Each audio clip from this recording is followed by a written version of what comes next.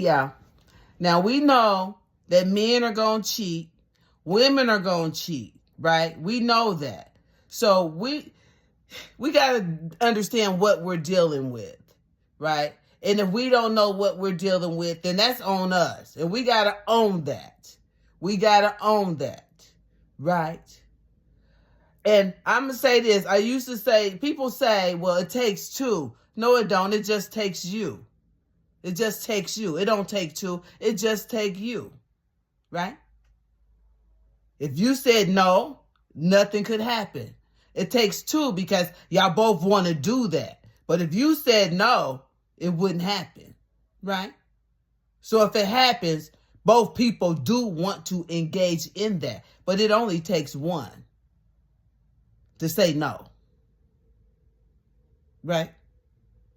With that being said, you can't get mad at every whore that your friend or your partner laid down with, right? Because he had to be a whore as well to lay down with a hoe. He had to be a whore, right? And men don't think that sex mean anything. Some men don't, because I met a lot of men who are really sensitive and care about their body, and they don't go just giving their body parts to women. They don't do that. They have self-respect. But some people are still dealing with trauma and think that, the more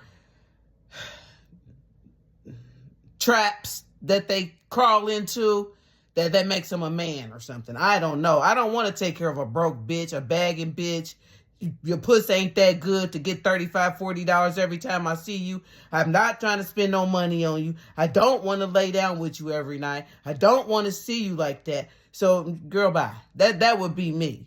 And there's some guys like that. But the ones who are not, they still got some growing up to do, especially if they're in their 30s.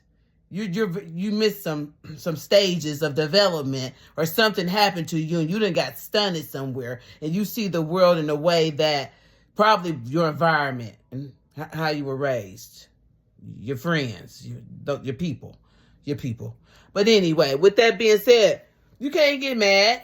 I would never get mad or have a Barbara, this is Shirley conversation with her yuck mouth, rat face, ugly ass bitch. I would never do that. If you got some dick, okay. Right? People love, I've learned, and from my history, people want to lay with the people that I lay with. I don't know what it is. I think they want a whiff sniff of my puss. They want to lay with them. If I lay with them, everybody want to lay with them. I don't know. I guess I give them sex appeal, or they look more attractive or something, but everybody want to lay with them. Even the people in my family want to lay with them, and we'll lay with them. We'll lay with them. Right? Oh yeah, it gets sick. It gets really sick, right? I would never lay with nobody, my friend man, or my sister, or my brother man. I've had some girls who know that this man go with her brother, or he laying with her brother. This girl know that this man is laying with her brother. She don't care. She want a fucking too, bitch. Woo! I've seen it, and I'm like, so I've seen it all, right? So, yeah. So you got to let a hoe be a hoe. You can't get upset about that. Even, you got hoes in your family. They gonna be hoes, right? That's why you got to learn how to put stuff in categories. And you also got to understand that men put women in categories as well. But don't ever try to turn a hoe into a housewife now. If you met her on a hoe type tip, you know that's a hoe. You don't be spending money on hoes. You don't. They don't supposed to know where you live at. None of that. You keep the hoes outside. For real. Anyway, I wouldn't care if you got some dick. Like I said, it's an honor to fuck after me, I guess. Because everybody that I know sure love to do it. Huh? Anyway, with that being said, You can't get mad at the hoe, the trick nasty, the sneaky link, the side piece, the booty call, right? The call girl, the sugar mama, the sugar baby, whatever. You can't get mad at her, right? And I wouldn't even get mad at him. You got to look at him and then just be mad at yourself, right? And don't even be mad at yourself. Take it as a lesson. But my thing, knowing my family history and how it may have started before my auntie. And when my auntie grew up, maybe there was a lot of incest going on at that time as well. Because there was incest going on when I was growing up. And I'm pretty sure it happened to the generation after me. Because some of those same uncles and people were living with other people with daughters and sons. Because even the boys were not safe. So when anytime you experience any type of trauma, how it impacts you, it may look different than how it impacts your sister or how it impacts your brother or how it impacts that. But it is going to impact in a negative way. And how it may show up may look disgusting. It may look like, let me sleep with my sister's man.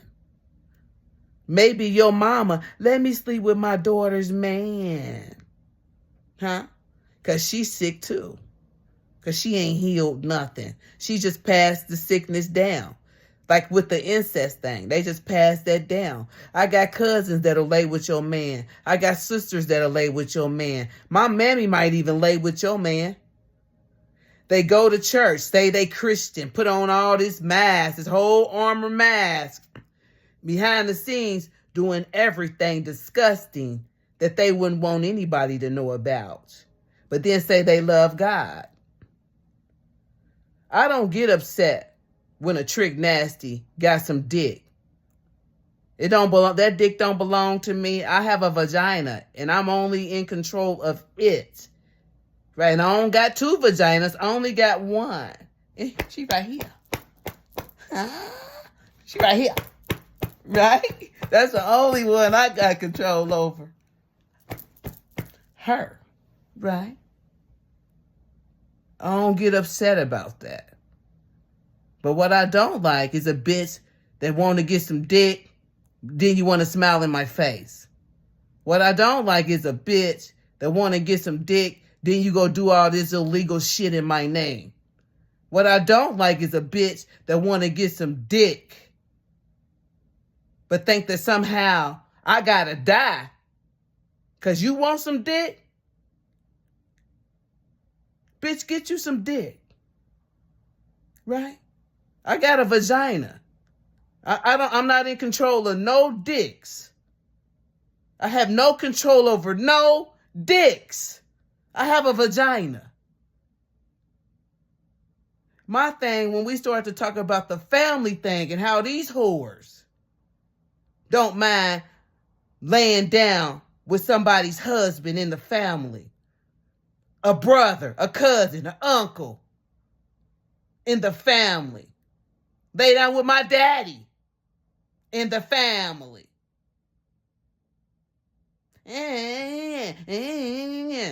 Look at the family. Is it elevating? Is everybody stuck trying to get somewhere? Maybe you should look at that incestuous behavior. Maybe you should look at that. Crossing those spiritual lines. Because you want what you want and all you want is what you want and you don't give a damn about nothing else. I want what I want. I want what I want and I want it right now. And I don't care who I hurt. I don't care if I cross spiritual lines. Looking at the history. And how we got a whole generation of men in my family that didn't do shit. Half of them couldn't even reproduce. Didn't do shit for the generational line, for the lineage. Didn't add shit good. You look at some of the women who had beautiful children in the family. They so sick and stuck in their own hurt and pain, they didn't give away shit good. Got crackheads smoking crack with the grandchildren. Niggas marrying bitches that done laid with 2 or 3 niggas in the family. He married a bitch. You got hoes sleeping with every nigga that say they cute. Give them $35, $40. Panties crusty.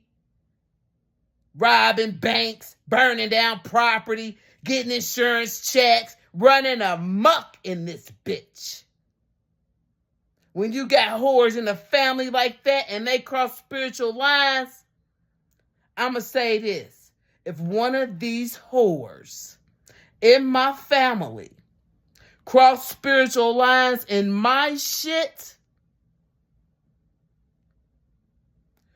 woo, you're not a raggedy yuck mouth bitch that don't got no Wimberley blood running through your veins.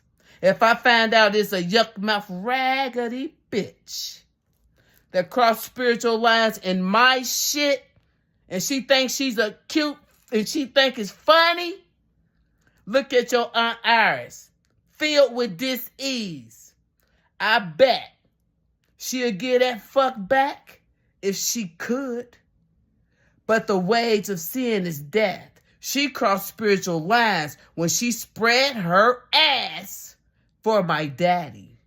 If she want to own it or not. She's a Christian. She know I'm telling the truth. Joyce crossed spiritual lines when she spread her ass for married men. She's a Christian. She know I'm telling the truth. Shelly was married. Even though her and her husband separated for 10, 15 years, she done fucked every Tom, Dick, Harry, Sue, Mary, Bill, Bob, and him too. Shelly, look at her. A drunk, bank robbing. From here to Tennessee, puss hot, breath hot, just hot. Look at it.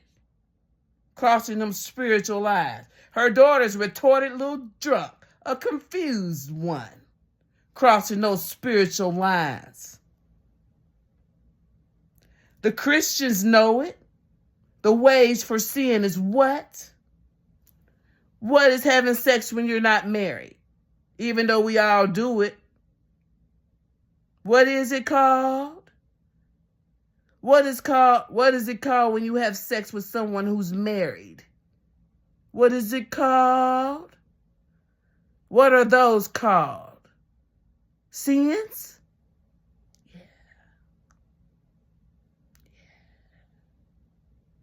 So, if one of these nasty hoes cross spiritual lines in my shit, because this is what these bitches do, it's a pattern with these hoes. They ain't learned.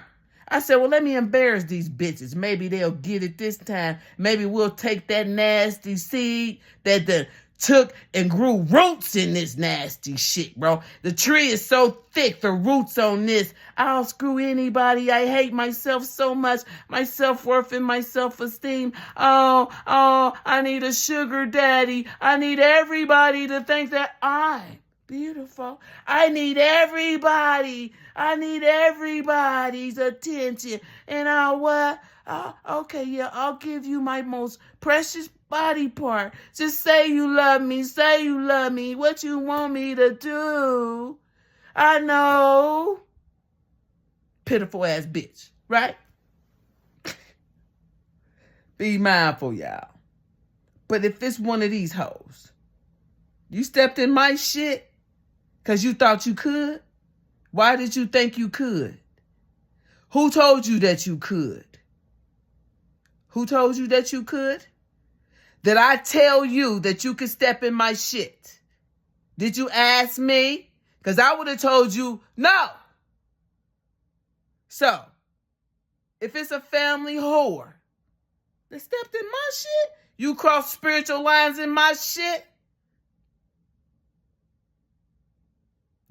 I call judgment. I call judgment. Enemies known and unknown who participated.